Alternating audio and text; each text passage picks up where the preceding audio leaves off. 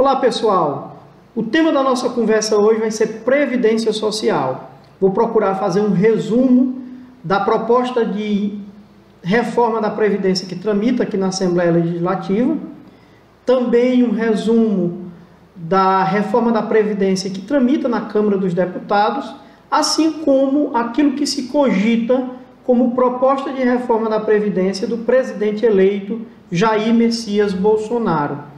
Pessoal, essa semana que iniciou no dia 5 agora de novembro, nós tivemos uma intensa mobilização na Assembleia Legislativa em torno da proposta de reforma da Previdência que foi deixada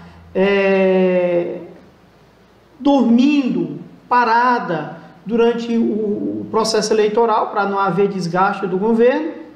Assim que finda o processo eleitoral, o governo Camilo Santana resgata o trâmite desta proposta de reforma da Previdência.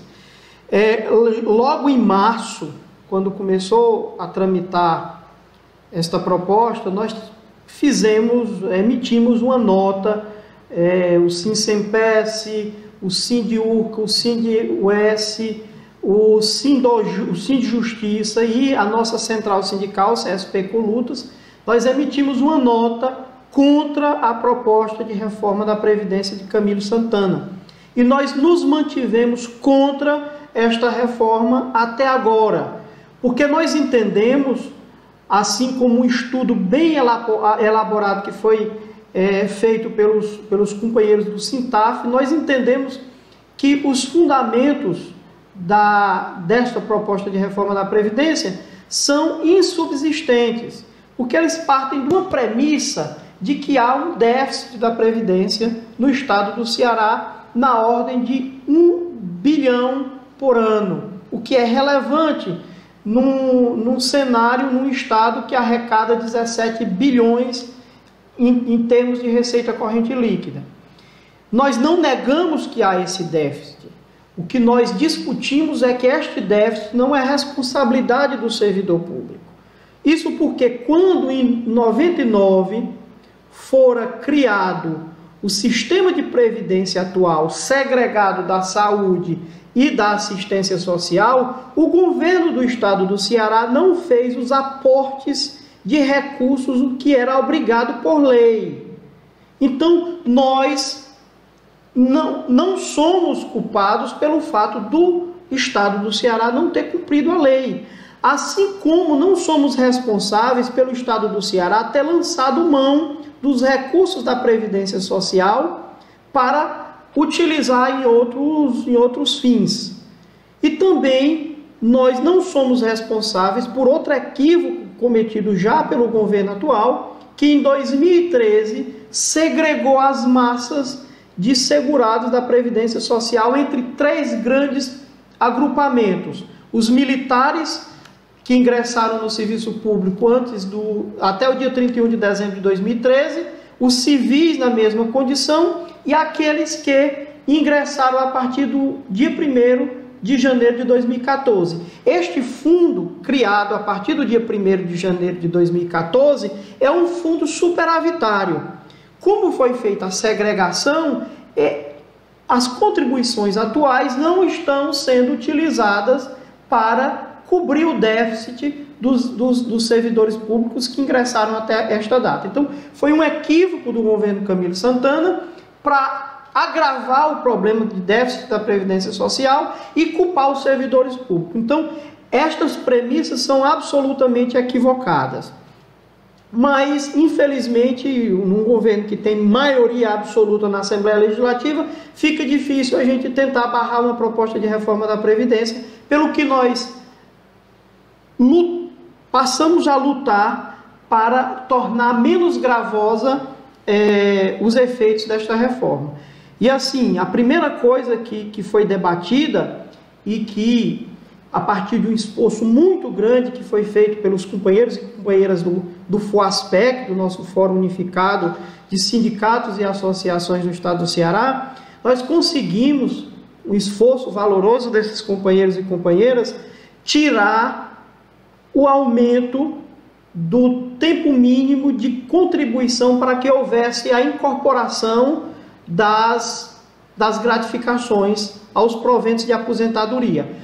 A regra atual é de 5 anos. 5 anos de contribuição, você leva as gratificações para a aposentadoria. Pela proposta original do Camilo Santana, iria para 10 anos e uma média que foi elaborada, estabelecida de tal forma que você nunca levaria 100% da gratificação. Então, a partir do esforço, isso foi retirado do texto e algumas semanas atrás, mas intensificada essa semana também, uma mobilização em torno de não submeter a PGE os processos de pedido de aposentadoria. Isso daí dificultaria tanto no aspecto do tempo que se leva na PGE para se concluir um processo de aposentadoria, que leva em média 5 anos, enquanto isso o servidor ficaria recebendo 50% do que teria direito, ou 80% do que teria direito, além do que a PGE não aceita ou coloca dificuldades em relação às gratificações próprias e específicas de cada poder. Então, a partir de uma mobilização dos companheiros do Sindojus, presidente da ASALSE, da Associação dos Servidores da Assembleia Legislativa, nós conseguimos uma emenda que mantém a sistemática de trâmite atual da reforma da Previdência. Pessoal, as 3 mensagens que significativo há é que ele cria o Fundo de Previdência Complementar, que é a chamada Previdência para aqueles que ultrapassem o teto do regime geral de Previdência Social. Então já vai ser implementado esse Fundo de Previdência Complementar. A quem atingirá estas regras? Estas regras atingirão aos servidores que ingressarem no serviço público após a publicação da lei complementar respectiva e a partir da autorização de funcionamento do Fundo de Previdência Complementar pelo órgão regulamentador da Previdência Social. Então não é automático. De modo que aqueles que ingressaram no serviço público, já no Ministério Público, nós não temos nenhum concurso vigente, mas todos aqueles servidores que ingressaram no serviço público, no Ministério Público, agora nos últimos concursos, estarão nas regras atinentes ao regime próprio de Previdência Social, portanto, as regras atuais. Na hipótese do servidor pretender aderir a este plano, a este Fundo de Previdência Complementar, pode aderir em 2 situações. Primeiro, na qualidade de contribuinte ativo, teria direito, receberia pelo fundo, pelo regime próprio, até o teto do regime geral, e aquilo que ultrapassar o teto do regime geral receberia pela média das contribuições ao plano de previdência complementar. Esses seriam, a adesão seria facultativa e receberia o aporte do Estado, a contribuição do Estado de 8%. Haveria a contribuição do servidor de um percentual de 8% e do Estado 8%. Também há a possibilidade do servidor aderir a este plano de previdência complementar como contribuinte facultativo, como participante facultativo. Nesta hipótese, ele recebe acima do regime geral, do teto do regime geral da Previdência Social, e receberia também a média das contribuições do Fundo de Previdência Complementar, só que neste caso não haveria a contribuição do Estado. Nas hipóteses do participante facultativo, não há contribuição do Estado, há contribuição somente do servidor. E aqueles que ingressarem no serviço público após o funcionamento do fundo não estarão obrigados a aderir, só que só receberão pelo Estado pelo regime próprio até o limite do teto do regime geral de previdência social. Então, colegas, estas seriam as propostas, seriam as alterações no sistema de previdência do estado do Ceará. Agora eu vou fazer uma análise muito rápida sobre o que tramita no Congresso Nacional. Nós falamos há pouco com o assessor parlamentar da FENAMP, da ANSEMP, que está diuturnamente na Câmara dos Deputados, e o cenário é de incerteza quanto à votação ainda este ano da proposta de reforma da Previdência. Hoje haverá uma reunião entre o presidente Michel Temer e o presidente eleito Jair Bolsonaro e suas respectivas equipes econômicas para definir se há conjuntura para se votar a reforma da Previdência ainda este ano.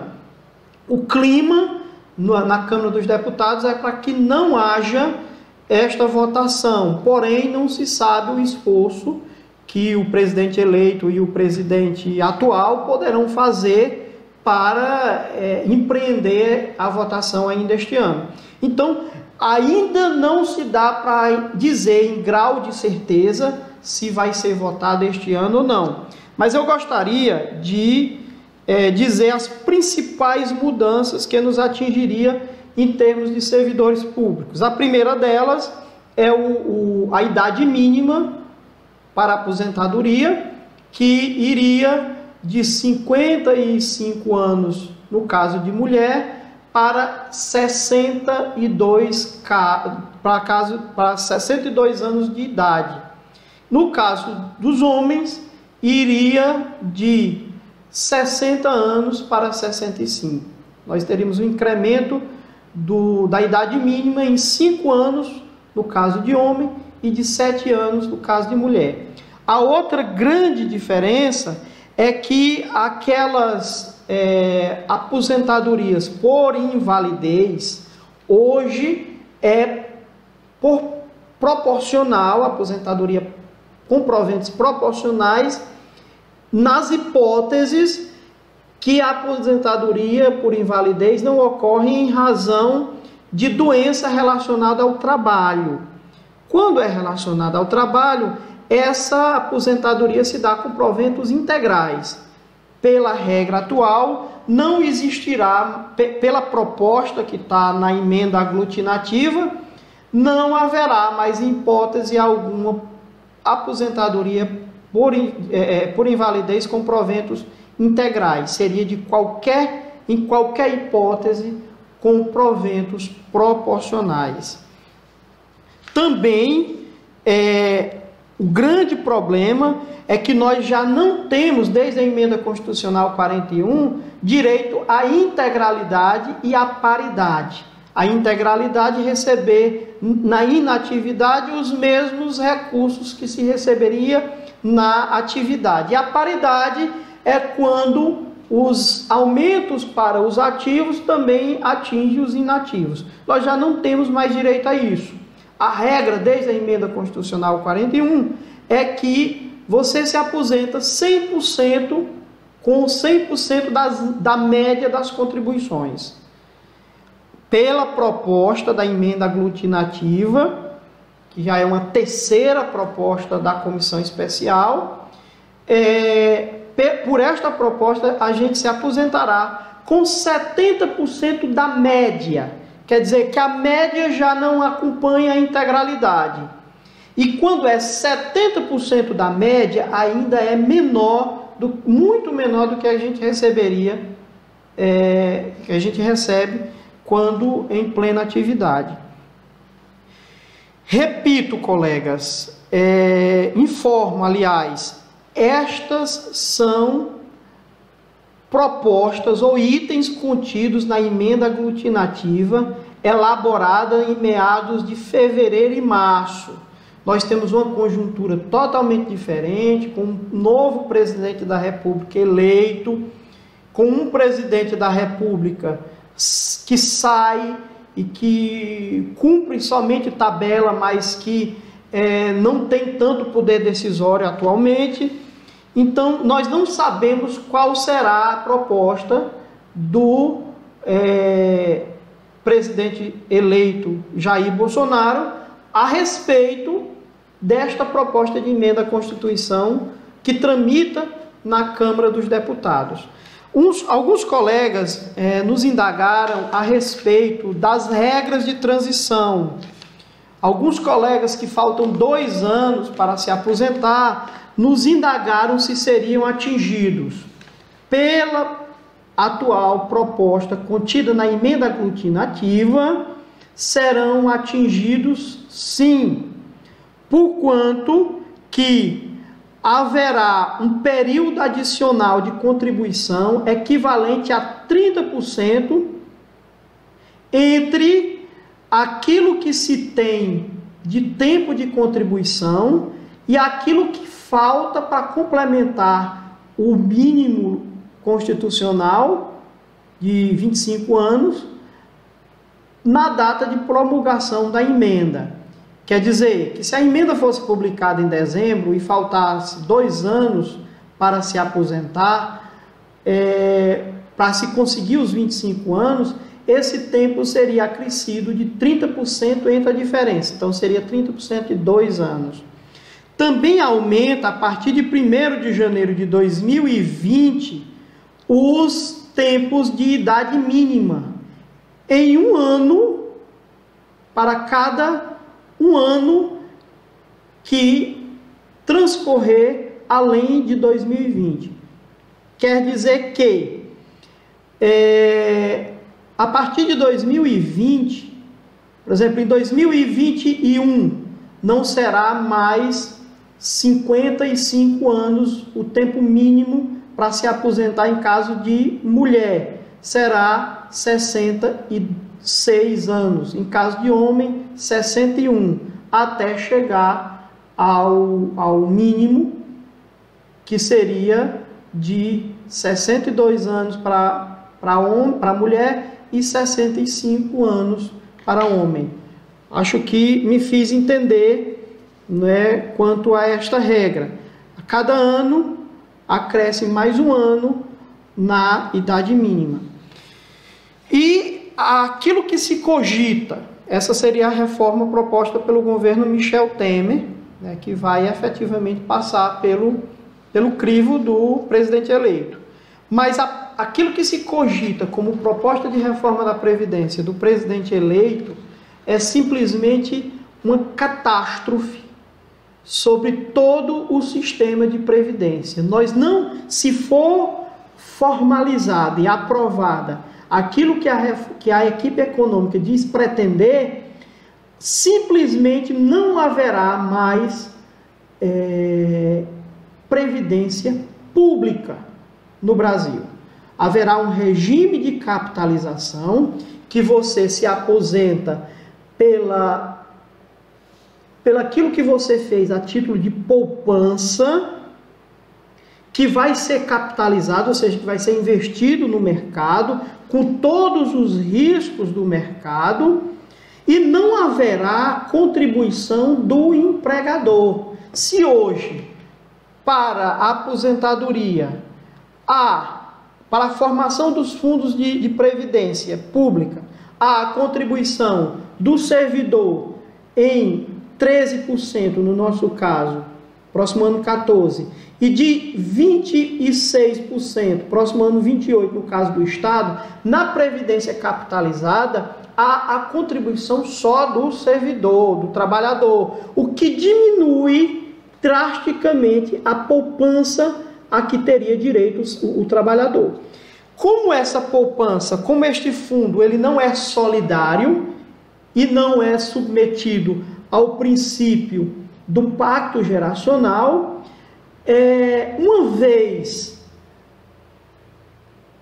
acabado os recursos deste fundo, o servidor, o trabalhador, teria direito a receber algo, segundo o futuro ministro da Economia, teria direito a receber algo menor que o salário mínimo e maior que o Bolsa Família.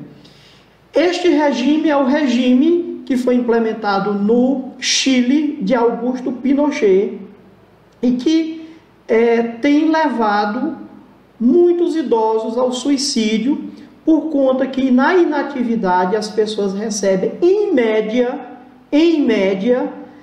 30% do que recebe em atividade quando está trabalhando. Então, pessoal, nem nas minhas piores perspectivas e análises eu imaginava que haveria uma proposta de reforma da Previdência como esta. Nós temos muita crítica aos fundos de previdência complementar porque eles vão pegar o dinheiro das nossas contribuições e colocar no mercado para capitalizar. Mas como no sistema complementar quem gere é uma fundação pública, as hipóteses de aplicações são muito restritas. Por exemplo, elas se dão em aplicações de renda fixa, em que o risco de mercado é bem menor. Na previdência capitalizada, quem vai gerir é uma empresa privada, não um ente público, e sujeita-se integralmente às regras de mercado, podendo investir inclusive em ações na Bolsa de Valores. Então, é um risco muito grande, é uma catástrofe muito grande, se for aprovada, e efetivamente nós vamos ter que estar mobilizados para fazer este enfrentamento. Não podemos fazer como nós fizemos agora na proposta de Camilo Santana, porque dentre os servidores do Estado do Ceará, somente eu estava na Assembleia Legislativa fazendo um enfrentamento, com muitos outros companheiros de outras entidades e outras categorias, mas de servidor do Ministério Público só tinha eu. Então a gente tem que fazer a reflexão, o quão isso é importante para nós. Mas é isso, vamos estar acompanhando, atentos, oxalá que não seja votado esse ano, até mesmo porque nós já estamos cansados, precisamos aí do recesso do fim do ano. Eu vou tirar pelo menos 10 dias de férias agora no fim do ano, para um pouco recobrar as energias, mas então a gente faz votos que seja votada somente no ano que vem, para a gente poder fazer o enfrentamento. Então, colegas, são estes os informes, não é, que a gente tem a passar. Aqueles que tiverem alguma dúvida, encaminhem para o e-mail contato@sempes.org.br, que a gente vai colher essas dúvidas todas para fazer um novo vídeo. Colegas, nós não temos condições de ficar tirando as dúvidas individualmente nestes assuntos de repercussão geral, porque a gente vai passar o tempo todo tirando dúvidas e não trabalha. Então a gente vai colher todas as dúvidas que serão encaminhadas. Eu peço, para fins de organização, que não encaminhe para o meu WhatsApp, encaminhe para o contato@sempes.org.br, para que a gente possa dar um encaminhamento esclarecendo através de vídeos. Também peço aos colegas que tiverem dúvidas sobre progressão, que encaminhem e-mail para o mesmo endereço, para que a gente possa fazer um vídeo também esclarecendo a respeito das progressões. Então, um forte abraço a todos e a todas. Espero que tenham paciência de assistir esse vídeo em sua inteireza, porque é um assunto de grande repercussão e que deve causar interesse, despertar interesse nos colegas. Um forte abraço a todos e a todas.